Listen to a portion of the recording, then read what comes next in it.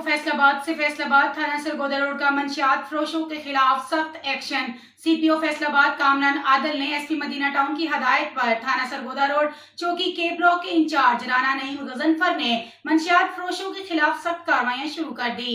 In charge चौकी राना नईम गजनफर ने कार्रवाई करते हुए एक बदनाम जमाने सलमान मसीह को शराब की कैन ले जाते हुए दौरान नाकाबंदी गिरफ्तार कर लिया। मुलजिम के खिलाफ मुकदमा दर्ज करके हवालात बंद कर दिया। चौकी इंचार्ज राना नईम गजनफर ने मीडिया से गुफ्तगू करते हुए कहा कि नौजवान नस्ल मंशियात और नशावर चीजों से तबाह हो रही है। ऐसे जराइम पेशा अनासर के खिलाफ कोई रायत नहीं बरती जाएगी और मैं अपने इलाके में जराइम का मुकम्मल खात्मा करके ही दम लूंगा। एक बार फिर आपको अपडेट करते चले।